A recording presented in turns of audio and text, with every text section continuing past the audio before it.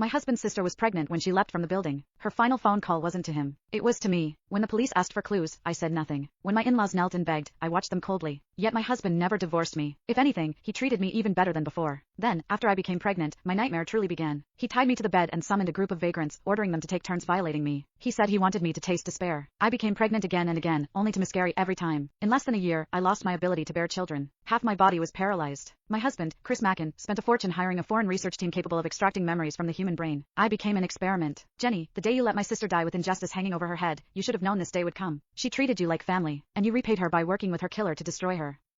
This is your retribution. I lay bound to the bed like a corpse, listening to Chris's hysterical curses. Every word cut like a blade. No, that's not how it was. Then how was it? He roared. Say it. He grabbed my collar, eyes bloodshot as he demanded the truth. The words reached my lips, only to be swallowed back down. Despair crept into my voice as I begged. I can't say it. Please don't force me. His expression stiffened, then twisted into something monstrous. Put the device on her. Extract her memories now. I don't care if she lives or dies. I want the truth. His hatred for me had reached its peak. He locked me inside a glass chamber and had it transported to the city's central plaza. Hundreds of media outlets were invited to witness what he called the unveiling of the truth, what was, in reality, a public execution. 2 years ago, countless people had seen Lisa Mackin, 5 months pregnant, jump to her death. The case drew enormous attention, especially since the police had never solved it. Over time, the incident only continued to fester.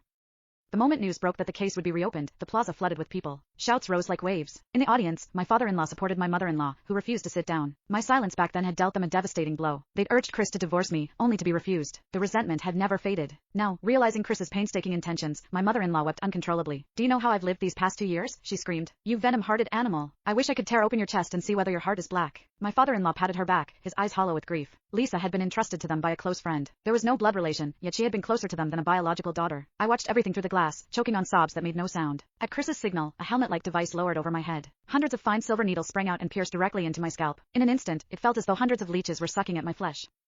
The tearing pain forced screams from my throat. Chris listened to my shrill cries, excitement flickering in his eyes. Sir, one of the technicians said nervously, her body is too weak. If we don't administer nutrients first, this could be fatal. Absolutely not. Chris snapped, eyes blazing with malice. Inject adrenaline. Let her die after the memories are extracted. The technicians hesitated, but under his authority, they could only comply. A syringe of adrenaline was pushed into my body. As the liquid surged through me, my entire being jolted into an unnatural state of stimulation. The memories buried deep inside began to churn. At Lisa's grave, Chris had already been kneeling for 2 hours. I approached with flowers in my arms. Looking at Lisa's smiling face in the photo, my eyes reddened. Just 2 days before her death, we'd gone shopping together. As I bent to place the flowers down, Chris suddenly snatched them from my hands and smashed them into my face. Don't stain my sister's grave. I trembled, bitterness lodged in my throat.